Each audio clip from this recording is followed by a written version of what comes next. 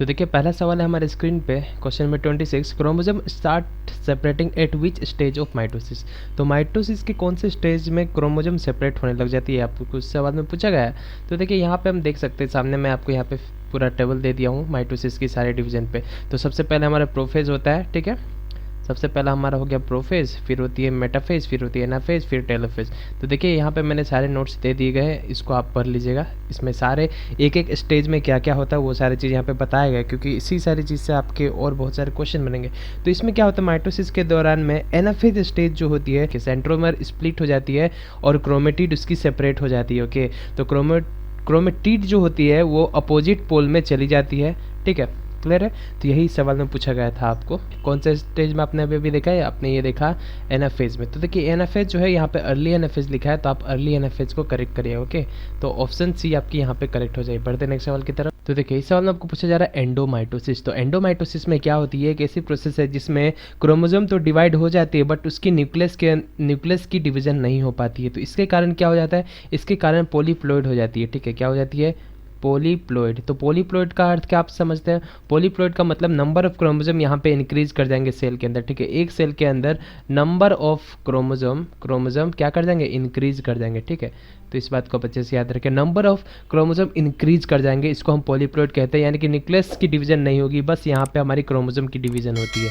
अगले सवाल देखिए दोस्तों, यहाँ पे आपको पूछा जा रहा है कि कैमल की जो हम्प होती है वो किस चीज़ की बनी हुई होती है, ठीक है, और वो किस टाइप की होती है, आपको सवाल पूछा जा रहा है। तो कैमल की हम्प के मतलब समझ जा रहा है, केमिकल, जैसे कि आप फिगर पे देख सकते हैं। क्लियर है। तो कैमल की जो हम्प होती है वो जो बनी हुई होती है किस चीज़ की बनी हुई होती है, फैटी एसिड की, ठीक है। तो वो फैटी एडिपोज टिश्यू की बनी हुई रहती है, फैटी एडिपोज टिश्यू की, ठीक है। तो फैट एडिपोज टिश्यू के कारण बनने के कारण इसमें क्या होता है, आप देखिए किस तरह से ये काम करता है, ये आप हम थोड़ा सा समझ लेते हैं। जब मेटाबॉलिज्म होता है उस दौरान ये फैट क्या करती है, टूट जाती है, ठीक है। टूट जाती है मेटाबॉलिज्म के दौरान, और 1 ग्राम, अगर जो आप फैट की बात करेंगे, 1 ग्राम ऑफ फैट जो होगी ये आपको कन्वर्ट करके देगा, ठीक है, क्या, मोर देन, ठीक है, more than 1 gram of water. Clear है। यानी कि 1 ग्राम फैट अगर जो यहाँ पे टूटेगी मेटाबॉलिज्म के दौरान, तो उसे 1 ग्राम से ज़्यादा, ठीक है, 1 ग्राम से ज़्यादा ही उसे पानी मिल जाएगा, और इसी के कारण कैमल बहुत टाइम तक बिना पानी पिए भी रह सकता है। लोग बोलते हैं कि वो वाटर स्टोर करता है, जी नहीं, वो वाटर स्टोर नहीं करती है। वो क्या करती है, उसकी जो कैमल की जो हम्प होती है वहाँ पे फैटी एडिपोज टिश्यू बहुत सारे होते हैं। तो फैटी एडिपोज टिश्यू क्या करते हैं, जब मेटाबॉलिज्म ब्रेक डाउन हो जाती है, ठीक है, ये ब्रेक डाउन हो करके क्या करती है, 1 ग्राम ऑफ फैट कम से कम 1 ग्राम ऑफ वाटर से ज़्यादा वाटर उसे प्रोवाइड करवा देती है। इसी के कारण कैमल की हम्प उसे मदद करता है गर्मी में अच्छे से रहने के लिए विदाउट वाटर। अगला सवाल देखिए, यहाँ पे पूछा जा रहा है आपको, peroxisome are involved in the synthesis of. देखिए पेरोक्सिसोम क्या होती है। तो पेरोक्सिसोम की फंक्शन के बारे में अगर जो हम बात करेंगे, ठीक है, इसके हम अगर जो फंक्शन के बारे में बात करेंगे, तो देखिए सबसे पहला बात आता है यहाँ पे, ये लिपिड की मेटाबॉलिज्म में काम देता है, ठीक है। लिपिड एंड केमिकल डिटॉक्सिफिकेशन, ठीक है, केमिकल डिटॉक्सिफिकेशन, समझ रहे हैं ना आप, डिटॉक्सिफिकेशन और लिपिड मेटाबॉलिज्म। क्लियर है। ये सारी चीज़ में मदद करता है। अब ये तो आप जान गए। अब देखिए यहाँ पे और कुछ कुछ फंक्शन होती है, जिसकी पेरोक्सिसोम क्या होती है, ऑक्सीडेशन रिएक्शन कराने में मदद करता है, ठीक है। ऑक्सीजम क्या कर जाता है, ऑक्सीडेशन रिएक्शन, ठीक है, ऑक्सीडेशन रिएक्शन, ठीक है। तो जब इसमें ऑक्सीडेशन रिएक्शन होती है तो क्या हो जाता है, यहाँ पे जो फैटी एसिड जो होती है, फैटी ऑक्सीडेशन किस पे होती है, फैटी एसिड और अमीनो एसिड पे, ठीक है, अमीनो एसिड। क्लियर है। तो फैटी एसिड और अमीनो एसिड पे यहाँ पे ऑक्सीडेशन होती है। तो ऑक्सीडेशन होने के दौरान क्या होती है, ये हाइड्रोजन पेरोक्साइड बना देती है, ठीक है, यानी कि H2O2। और ये हाइड्रोजन पेरोक्साइड बहुत ही ज़्यादा हार्मफुल होती है, आपको पता होगी, ये हार्मफुल होती है बॉडी के लिए, ठीक है, हार्मफुल होती है आपके बॉडी के लिए। तो इसके कारण क्या करती है कि पेरोक्सिसम के अंदर एक एंजाइम होती है, ठीक है, इसके पास एक एंजाइम है, इसके पास एक एंजाइम होती है जिसको हम कहते हैं कैटलेज। तो ये एंजाइम क्या कराती है, इसकी जो हाइड्रोजन पेरोक्साइड जो होती है, इसकी हार्मफुलनेस को ये ख़त्म करने के लिए क्या करती है, हाइड्रोजन पेरोक्साइड को कन्वर्ट कर देती है वाटर और ऑक्सीजन में, ठीक है। ये क्या करती है, वाटर प्लस ऑक्सीजन में, ठीक है, वाटर प्लस ऑक्सीजन में कन्वर्ट कर देती है, जिसके कारण हमारे बॉडी को हार्म नहीं पहुंचता है। तो ये है एक पेरोक्सिसम के फंक्शन, इसको अच्छे से नोट कर लीजिएगा। चलिए बढ़ते नेक्स्ट सवाल के। अगला सवाल देखिए यहाँ पे पूछा जा रहा है the major constituent of connective tissue. तो देखिए कनेक्टिव टिश्यू की जो मेजर कंस्टिट्यूएंट होती है, सबसे पहले हम बात कर लेते हैं ईसीएम के बारे में, ठीक है। ईसीएम यानी कि एक्स्ट्रा सेलुलर मैट्रिक्स, ठीक है। तो एक्स्ट्रा सेलुलर मैट्रिक्स के अंदर हमें कॉम्बिनेशन ऑफ प्रोटीन देखने को मिलते हैं। क्या देखने को मिलते हैं? कॉम्बिनेशन ऑफ प्रोटीन फाइबर देखने को मिलते हैं, ठीक है। प्रोटीन फाइबर देखने को मिलता है। और ये फाइबर कौन कौन है? ये फाइबर हमारी होती है कोलाजेन और इलास्टिक फाइबर, ठीक है। इलास्टिक फाइबर, तो ये दो चीज़ हमें देखने को मिलती है, कोलाजेन और इलास्टिक फाइबर की, एंड ग्राउंड टिश्यू, ठीक है, ग्राउंड टिश्यू। तो ये चीज़ हमें देखने को मिलती है। अब देखिए कोलाजेन जो होती है, कोलाजेन के बारे में हम बात कर लेते हैं। आंसर इसकी कोलाजेन ही होगी। कोलाजेन को करेक्ट करेगा कि इसके अंदर हमें कोलाजेन देखने को मिलती है, क्योंकि ऑप्शन में तो कोलाजेन है। तो कोलाजेन जो होती है इसके बारे में समझते हैं। तो कोलाजेन में क्या होती है? 1/3% ऑफ अगर जो हम प्रोटीन के बारे में बात करेंगे जो हमारे बॉडी के अंदर होती है, तो उसकी 1/3 हमारे पास कोलाजेन ही होती है, ठीक है। कोलाजन ही हमें, इसके कॉन्स्टिट्यूएंट की बात करें तो ये कंपोजिशन की बात करें तो 1/3 हमें कोलाजन ही होती है। अब कोलाजन की फंक्शन क्या होती है? ये एक सपोर्टिंग स्ट्रक्चर है जो कि स्ट्रेंथ एंड इलास्टिसिटी देती है। इसके अगर जो हम फंक्शन के बारे में बात करेंगे तो ये हमें स्ट्रेंथ एंड इलास्टिसिटी देती है, ठीक है, इलास्टिसिटी। ओके, क्लियर है? इसको नोट कर लीजिएगा। एक्स्ट्रा सेलुलर मैट्रिक्स, ठीक है। एक्स्ट्रा सेलुलर मैट्रिक्स में हमें प्रोटीन फाइबर देखने को मिलते हैं। कौन कौन से? कोलाजेन और इलास्टिक फाइबर और ग्राउंड टिश्यू, ठीक है, ये देखने को मिलते हैं। तो कोलाजेन हमारी करेक्ट आंसर होगी, क्योंकि 1/3 हमारे पास प्रोटीन में कोलाजेन ही मिलती है, ठीक है। और इसकी फंक्शन क्या होती है? स्ट्रेंथ एंड इलास्टिसिटी आपको प्रोवाइड कराती है। आइए एक और सवाल हम देख लेते हैं। इस सवाल में पूछा जा रहा है आपको बोन फॉर्मिंग सेल कौन से होते हैं। तो देखिए बोन फॉर्मिंग जो सेल हमारी होती है ना, वो होती है ओस्टियोब्लास्ट, ठीक है। तो ओस्टियोब्लास्ट को आप करेक्ट करिएगा, ये बोन फॉर्मिंग सेल है। अब देखिए कुछ और यहाँ पे इंपॉर्टेंट टर्म है जिसके बारे में हम यहाँ पे थोड़ी सी बात कर लेते हैं। बात आती है ओस्टियोसाइट की। तो ओस्टियोसाइट जो होती है इसे हम मैच्योर बोन सेल कहते हैं। तो ये सारी चीज़ को आप याद रखिएगा, आपके लिए मैंने यहाँ पे लिख दिया, ठीक है। और ओस्टियोब्लास्ट के बारे में अभी भी हमने जाना कि इसको बोन फॉर्मिंग सेल बोलते हैं। एक और चीज़ होती है जिसको हम ओस्टियोक्लास्ट कहते हैं, ठीक है। ओस्टियोक्लास्ट से आप क्या समझते हैं? ये बोन डिस्ट्रॉइंग सेल होती है, ठीक है, बोन को डिस्ट्रॉय करने वाली सेल होती है। इसमें क्या होती है?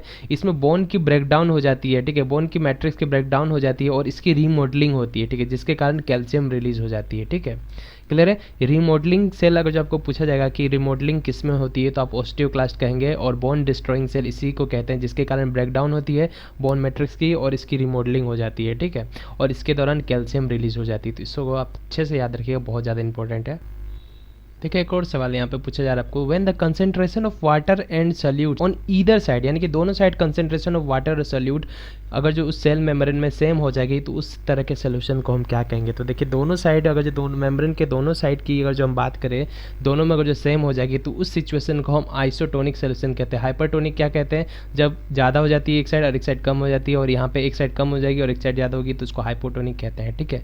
तो इस चीज़ को आप अच्छे से समझिएगा, दोनों साइड सेम होगी तो उसको हम आइसोटोनिक कहेंगे।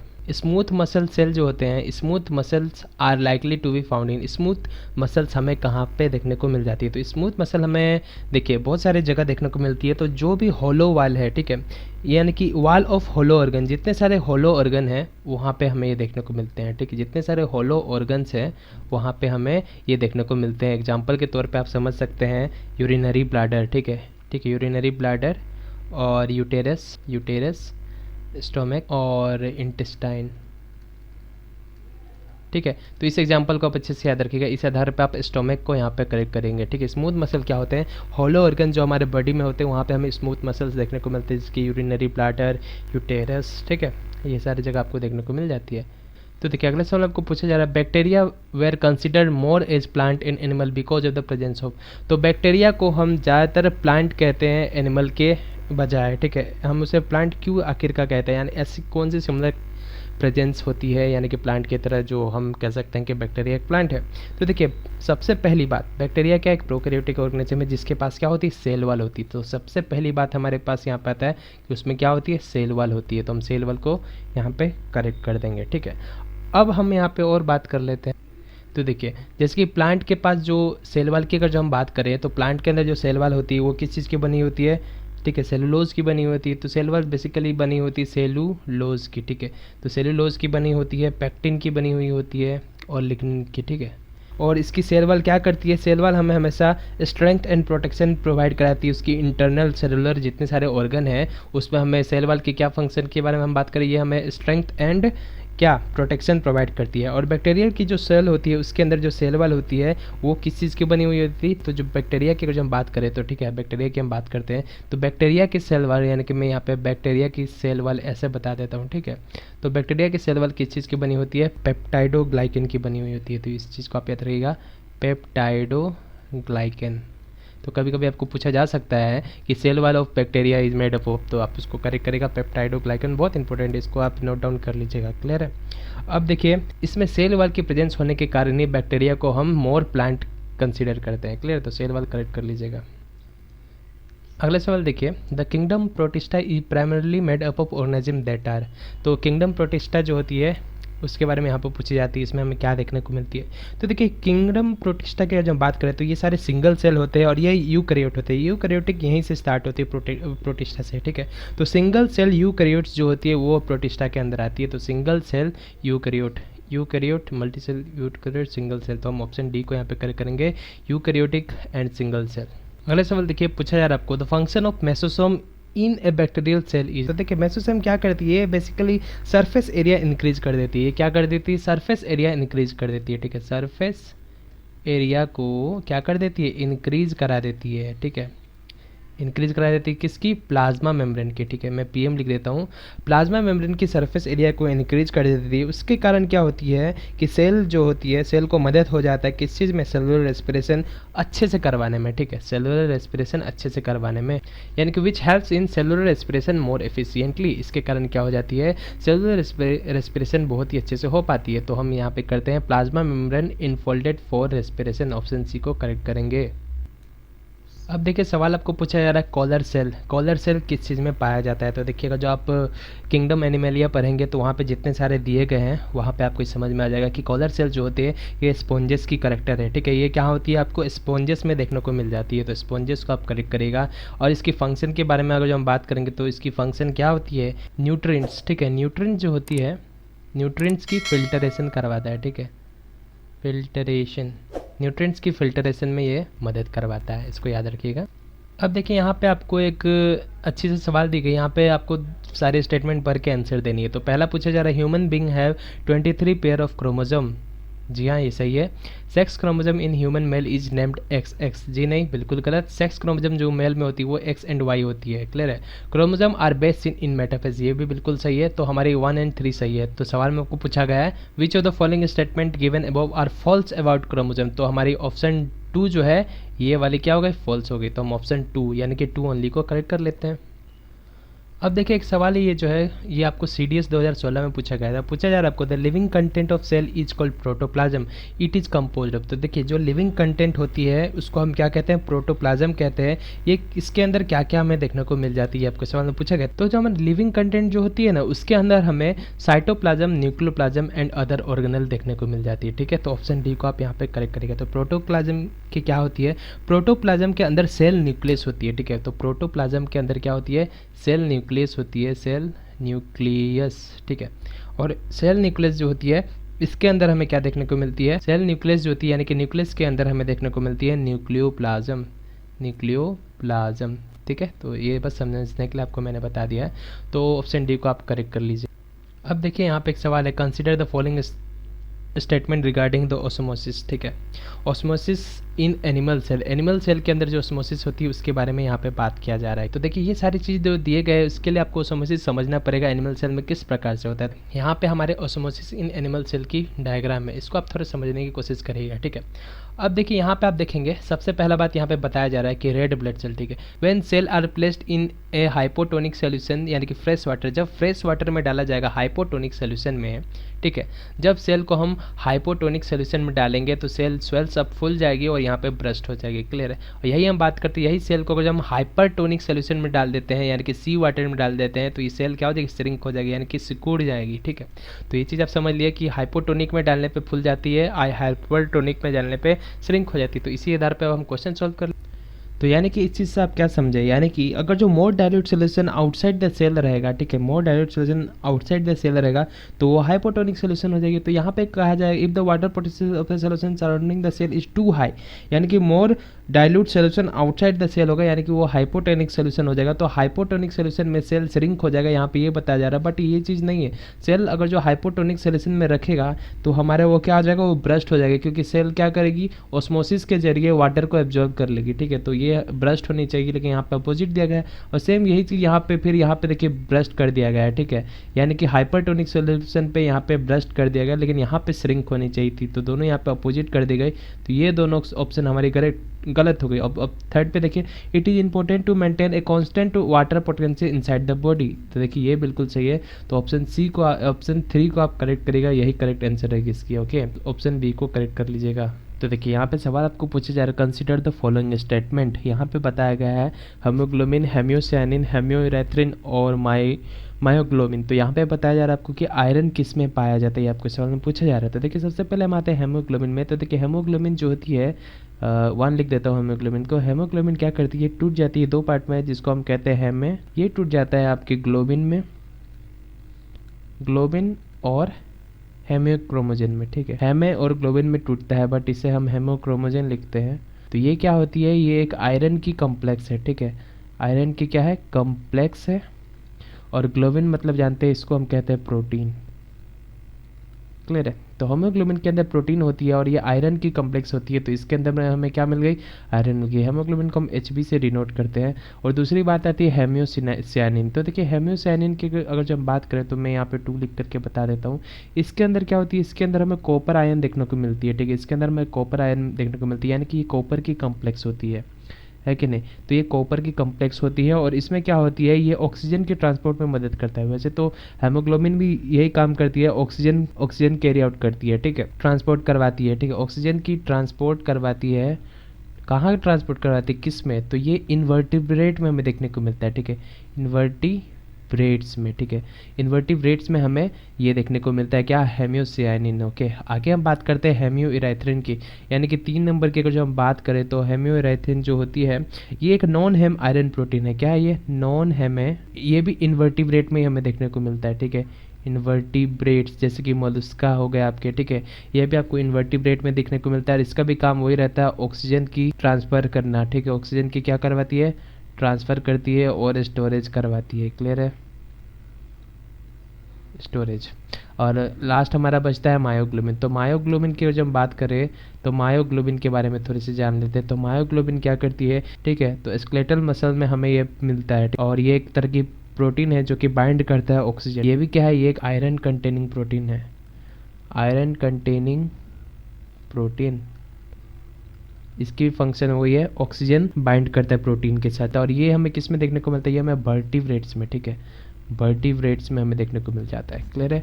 तो यहाँ पे जो आयरन इज कंटेनिंग हमने देख लिया, हेमोग्लोबिन में है, हेमियोरेथ्रिन में है और मायोग्लोबिन में, यानी कि 1, 3 एंड 4। तो 1, 3 एंड 4 ऑप्शन डी को करेक्ट करेगा आप। आगे एक सवाल देखिए, यहाँ पे आपको पूछा जा रहा है, with reference to the animal cell which of the following statement are correct. आपको करेक्ट स्टेटमेंट पूछी जा रही है, तो एनिमल सेल को रिगार्ड करके आपको ये चलना है, ठीक है। तो पहला यहाँ पे दिया गया है, there is no cell wall in animal cell but cell is covered by plasma membrane. जी हाँ, बिल्कुल सही, इसमें हमें सेल वॉल देखने को नहीं मिल गया, बट यहाँ पे प्लाज्मा मेम्ब्रेन होते हैं। आगे हम बात करते हैं 2, chlorophyll is not found in animal cell. जी हाँ, बिल्कुल सही है। फिर आगे बात किया जाए, lysosome occur in plant cell. और यहाँ पे 4th में बताया जा रहा है, almost in all animal cell centriole exist. जी हाँ, ये भी बिल्कुल सही है। तो ऑप्शन 3 पे थोड़ा सा ध्यान दीजिएगा, यहाँ पे लिखा गया है lysosome occur in plant cell. तो देखिए लाइसोसोम हमारे प्लांट सेल में भी मिलता है और साथ ही साथ हमें एनिमल सेल में भी मिलता है। तो ये ऑप्शन सी जो है ये यहाँ पे हमें सेटिस्फाई नहीं कर पा रहा है। और आपको पूछा जाए करेक्ट स्टेटमेंट चुननी है तो आप 1, 3 एंड 4 को चूज़ करेंगे, ठीक है।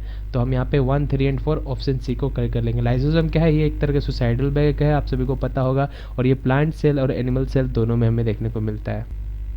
देखिए अब यहाँ पे एक और आपको मैच द फॉलोइंग दी गई, यहाँ पे आपको मैच करनी। पहले में आपको बताएगा ऑर्गेनिज्म के नाम, दूसरे में बताया जा रहा है कि उनमें कितने क्रोमोसोम की पेयर्स है। तो देखिए पहले यहाँ पे पूछा जा रहा है आपको ह्यूमन में हमारे 23 पेयर ऑफ क्रोमोसोम होते हैं। जी हाँ, ये सही होगा, तो हम ह्यूमन को मिला देते हैं 24 से। हाउस फ्लाई की बात किया जाए तो हाउस फ्लाई में हमें 6 पेयर ऑफ क्रोमोसोम देखने को मिलता है, और मस्क्यूटो में हमें 3 पेयर ऑफ क्रोमोसोम देखने को मिलती है, और डॉग में हमें 39 पेयर ऑफ क्रोमोसोम देखने को मिलती है। ये देखिए ये क्या है, ये पेयर है तो हम इसको 2n कहेंगे, डाइप्लोइड कहते हैं, और इसको हम n कहेंगे, ठीक है। तो यहाँ पे जो हो गई टोटल नंबर ऑफ क्रोमोसोम की ओर जो बात किया जाए तो रेस्पेक्टिव उसकी यहाँ पे देखिए 46 क्रोमोसोम ह्यूमन में होते हैं, है कि नहीं। और ह्यूमन की जो सेक्स क्रोमोसोम होती है मेल की वो XY क्रोमोसोम होती है, ठीक है कि नहीं, और फीमेल में XX होगी। अब देखिए यहाँ पे आपको इसके आधार पर आंसर चूज़ करनी है, तो आपको ह्यूमन की क्या है 2, यानी कि A2। तो देखिए यहाँ पे आप ऑप्शन ए को ऐसे भी करेक्ट कर सकते हैं, बस एक भी आपको पता रहता है तो आप बना सकते थे, क्योंकि क्वेश्चन की डिफिकल्टी लेवल जो होती है ना वो ऑप्शन के ऊपर डिपेंड करती है, क्योंकि ऑप्शन के अनुसार ही आप आंसर चूज़ करते हैं, ठीक है।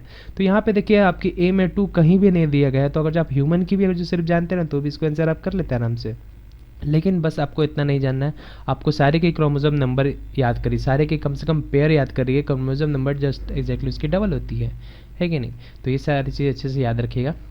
चलिए बढ़ते हैं अगले सवाल। तो अगले सवाल में आपको यहाँ पे पूछा जा रहा है, which of the following is correct sequence of different phase of cell division. Cell की जो डिवीजन होती है उसकी डिफरेंट फेज में कौन सबसे पहले आता है। तो सबसे पहले हमारी आती है प्रोफेज, फिर आती है मेटाफेज, फिर आती है एनाफेज, फिर आती है टेलोफेज। तो हमारा कैसे जाएगा 3 4 1 2। तो 3 4 1 2 ऑप्शन डी को आप यहाँ पे करेक्ट कर लीजिएगा। एक और प्यारा सा सवाल आप देख लीजिए, पूछे जा रहा है आपको मैच द फॉलोइंग। यहाँ पे दी गई है ऑप्शन और यहाँ पे उसकी आंसर दी गई है, ठीक है। तो यहाँ पे पहला आपका राइबोसोम। राइबोसोम क्या है, ये एक प्रोटीन फैक्ट्री है। लाइसोसोम क्या है, लाइसोसोम सुसाइडल बैग है। माइटोकॉन्ड्रिया क्या है, एक पावर हाउस ऑफ सेल है, और न्यूक्लियस को हम कहते हैं कंट्रोलर ऑफ द सेल, ठीक है। तो इस आधार पर हम जाएंगे तो ए का 2, ठीक है, राइबोसोम की 2। तो इसको हम डायरेक्ट करेक्ट कर सकते हैं क्योंकि बाकी यहाँ पे डिफरेंट नहीं है, यानी कि इजी लेवल की सवाल थी क्योंकि ऑप्शन बहुत ही आसान है।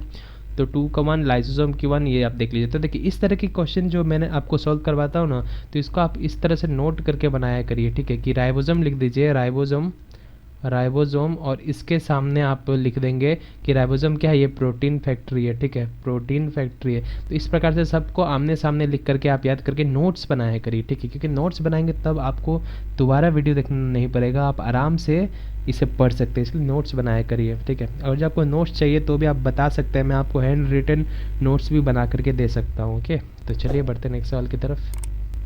तो अब आपको यहाँ पे पूछा जा रहा है कि कंपेनियन सेल किस प्रकार के सेल होते हैं, ठीक है। तो कंपेनियन सेल हमारे स्पेशलाइज्ड पेरेन्काइमा सेल के होते हैं, ठीक है, पेरेन्काइमा सेल की होती है, और ये हमें कहाँ देखने को मिलती है, फ्लोएम टिश्यू में देखने को मिलती है, फ्लोएम टिश्यू ऑफ एंजियोस्पर्मिक, ठीक है, एंजियोस्पर्मिक प्लांट्स, ओके। एंजियोस्पर्मिक मतलब आप समझते हैं ना, वो प्लांट जो कि फ्लावर देती हो, क्लियर है। चलिए बढ़ते हैं नेक्स्ट सवाल की तरफ। अगला सवाल देखिए यहाँ पे पूछा जा रहा है, which of the following is true regarding eukaryotic cell. Eukaryotic के लिए यहाँ पे कौन सी सही आपको बताया गया है कि यूकैरियोटिक सेल जो होते हैं उसमें वेग प्रेजेंट होते हैं। तो ये तो ट्रू है, ये तो ट्रू है, लेकिन यहाँ पे गलत दिया गया। तो आपको पूछा गया है ट्रू कौन सी है, ये तो फॉल्स है ना, ये तो फॉल्स है, तो इसको हम नहीं ले सकते। आगे देखते हैं, they have a nucleus with nuclear membrane. तो देखिए ये बिल्कुल सही आंसर, ऑप्शन बी इसकी करेक्ट आंसर होगी कि इनके जो न्यूक्लियस होते हैं वो क्या होता है, न्यूक्लियर मेम्ब्रेन होती है। ऐसा क्यों, क्योंकि प्रोकैरियोटिक की अगर जो हम बात करें, ठीक है, अगर जो हम प्रोकैरियोटिक सेल की बात करें तो इसमें हमें क्या न्यूक्लियस नहीं देखने को मिलती, इसके अंदर न्यूक्लियस एब्सेंट होती है, ठीक है, न्यूक्लियस एब्सेंट, ठीक है। तो न्यूक्लियस एब्सेंट होती है, और यही हम बात करें यूकैरियोटिक सेल में तो इसकी न्यूक्लियस जो होती है वो डबल मेम्ब्रेन होती है, ठीक है। इसमें क्या होती है, डबल मेम्ब्रेन होती है। तो डबल मेम्ब्रेन होने की फ़ायदा क्या होगी, डबल मेम्ब्रेन। तो डबल मेम्ब्रेन होने की फ़ायदा ये होती है कि उसके प्रोटेक्शन मिलती है, ठीक है, उस प्लांट के न्यूक्लियस के अंदर जितने भी सारे ऑर्गेनल है, ठीक है, जितने भी सारे ऑर्गेनल है उसे प्रोटेक्शन मिलती है, क्लियर है। तो इस बात को आप अच्छे से याद रखिएगा। और थर्ड ऑप्शन में यहाँ पे दिया गया, तो देखिए आंसर तो ऑप्शन बी ही होगा, लेकिन यहाँ पे और कुछ चीज़ समझ लीजिए। यहाँ पे कहा जाए both transcription and translation occur in cytoplasm.